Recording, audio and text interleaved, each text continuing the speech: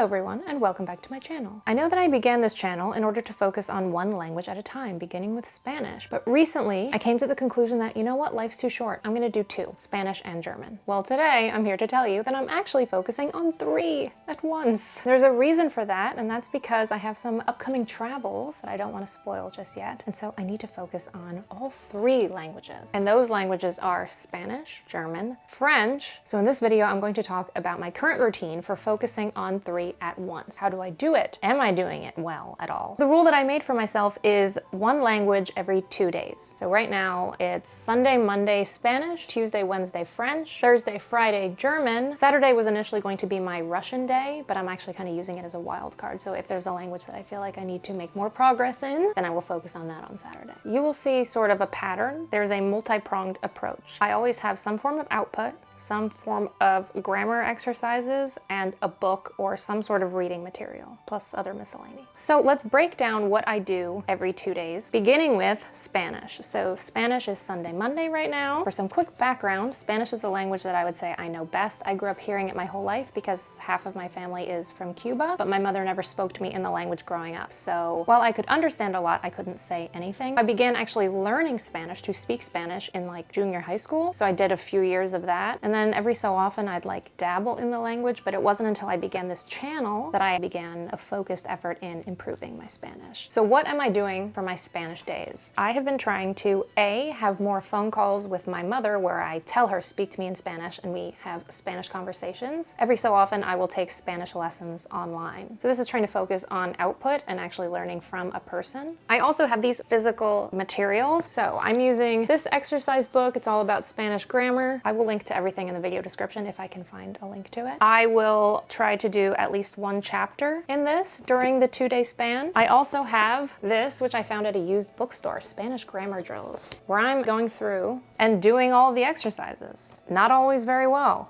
So you do the exercises, find the answer key, and realize that you made a ton of mistakes. And any takeaways from either of these, I will write down in my designated Spanish notebook. The more that I put into this notebook, the more this notebook becomes invaluable to me. It becomes a textbook in its own right. I'll write everything from grammar rules to turns of phrase or sentences or particular constructions that I think might be useful. So that's covering output, that's covering actively learning grammar, and vocabulary comes along with this, as well as I have a designated book that I'm reading completely in Spanish, which if you've seen my previous videos, I've talked about this a lot. I'm now on page 153, so I read completely in Spanish. I don't try to look up every word. Every so often, like I did in a previous video, I will try to summarize the chapter that I just read into my notebook using any new vocabulary or sentence constructions that I've learned in the chapter. So all of these things together are giving me nice, steady progress with Spanish, I would say. I also try to watch things like on Netflix, shows in Spanish, sometimes with Spanish subtitles, sometimes without any subtitles whatsoever, because I find that my eyes sort of gravitate down towards the subtitles, and then I'm trying to do too many things at once, and then I'm not really following like a native speaker would. But this is what I do Sunday into Monday. On Mondays, I typically have a language exchange with a friend where I teach her Spanish. I use the term teach loosely because I feel like she's the same level as me, but it's really good practice, and it's helpful for me to have to teach a concept to someone else because it reinforces to me, who's also learning that same concept.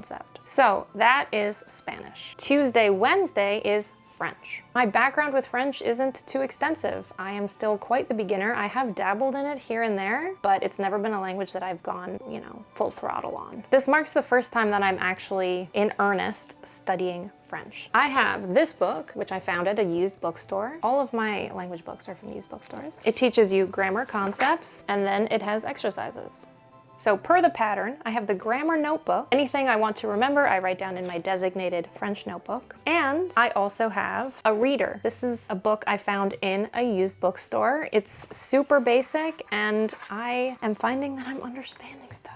I love graded readers. They're quite basic, and they have new vocabulary for you for any words you might not know. There are even some exercises in here. I am almost done with this book. This is all I have left. And then I will be able to say that I've sort of read an entire book in French. The thing I'm not sure of is how much French I know, because I'm able to read a lot of this with no problem, versus how much of it just looks like Spanish, so I just naturally understand. Regardless, the effect is the same, and I'm making my way through this book. Sometimes while I'm reading, I will speak out loud to have some output going. Other things I do would be listening to French music, some slow French podcasts, things like that. And I haven't yet started, but I plan to soon start actually taking a few lessons here and there to have, again, more output. But these are my French materials. Another thing I'm doing for French is I am doing all of French Rosetta Stone. I'm not recommending it. The only reason I use it is because some years ago they had a sale where for one price you could have lifetime access to every language. So some people and I went in on it together and now we have the program. I find Rosetta Stone to be quite repetitive, kind of boring after a while, and it's very time consuming. So what I've decided to do is just do the core lesson rather than doing all of the components like writing and speaking and spelling. I just get some basic concepts and move on. I'm just using Rosetta Stone as an additional source of input for the French language. Again, it's a multi-pronged approach. So that is Tuesday, Wednesday. What do I do Thursday, Friday? Let's see what I have